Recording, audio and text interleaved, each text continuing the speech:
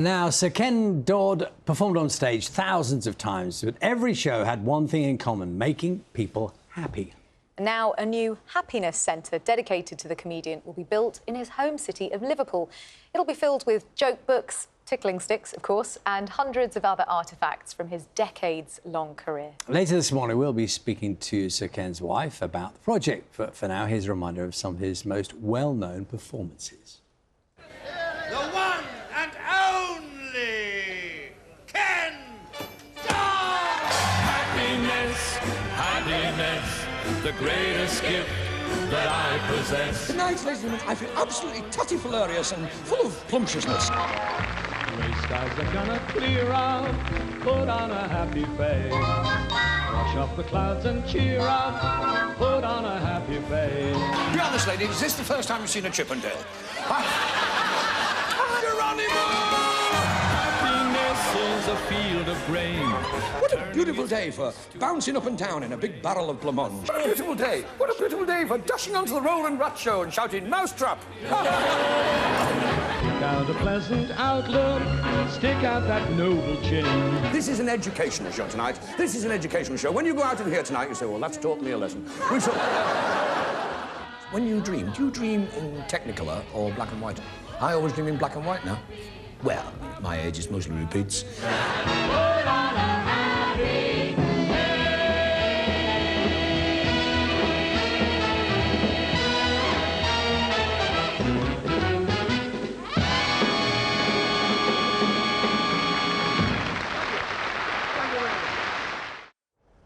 Just what we need on a Friday morning. Well, I'm very pleased to say watching that with us is Lady Dodd. Very good morning to you. Good morning. Sam Avery is here from the Comedy Trust as well.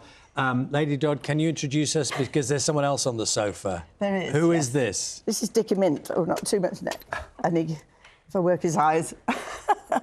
And Diddy Mint is one of the original Diddy Mint? Dickie Mint. Richard Mint, really. Dickie OK. Mint, yes. You'd best, you know, there are going to be some people watching that thinking, what? Or, you know, what was that? Because, you know, there'll be people who don't know about the Diddy Man and that, all that stuff. Dickie Mint was one of the original Diddy Men, and this one was made in about 1970, 71 by Peter Pullen in Coventry, and it's had a few makeovers, but he looks very good. And he was in the museum, at the Museum of Liverpool. We had him in the exhibition, and he was one of the... not very good at that. Tell us, Lady Dodd, we watched a few of those clips there, and I don't know if you're able to see that with us, but Ken Dodd was such an extraordinary, unique performer. Tell us a bit about what he was like, because we heard about these all his diaries, which he asked you to burn. I know. Well, he never stopped writing. He always used to say, take a notebook with you wherever you go, a notebook and pencil, because you'll think of things, you'll get good ideas, and you'll, oh, I remember that, and you don't. You have to write it down. So he always wrote things down, but he analysed his act, he self-criticised, and the notebooks were full of all sorts of ideas for the future, comedy and everything. And he did repeatedly, in the years before he passed away, he said, you will burn all my notebooks, won't you? And I thought, well, yes, if you want. Oh, yes, I don't want people looking at it. It's just me and my notes. And really, they are absolutely fascinating, because I never looked at them when he was alive. You don't, they're almost diaries, and he dated every so often. There'd be a date, because that was the date of a show he was particularly reviewing for himself, yeah. So what was it like working on this project? Was it cathartic in a way?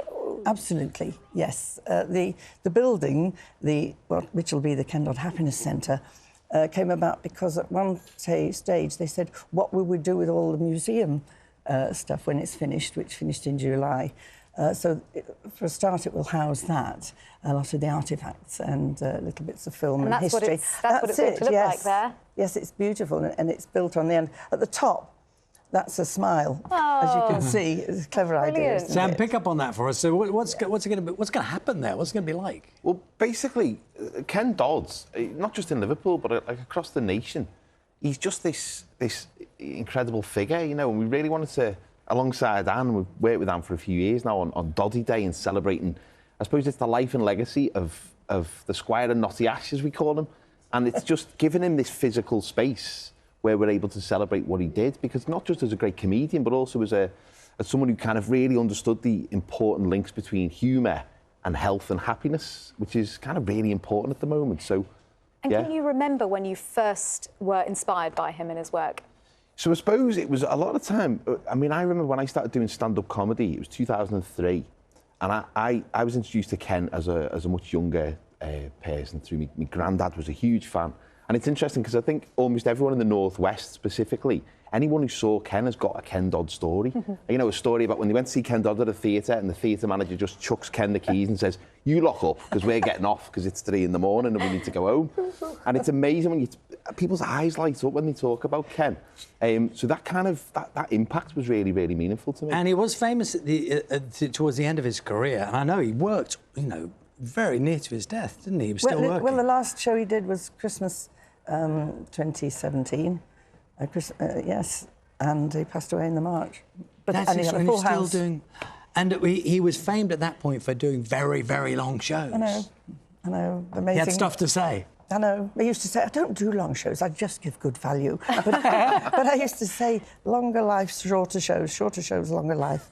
But he didn't cut it down. He said, I'm enjoying myself, I'm just chatting to the audience. Can you pass the Diddy Man? Am I allowed to have a go myself? Yes. Careful, Charlie, it's decades old. I'm going to spoil the magic because there's like just a little thing there, is there? So I can just do that. How do I do the mouth? Well, the mouth is there are two little things. Can you feel them there? Like a drawstring thing? Yeah, two little, like, hooks. OK, I got it. There Here we go. So How he's going to pay to keep attention it in such good condition all these years? Well, he just gets a little makeover every so often. Oh, hello.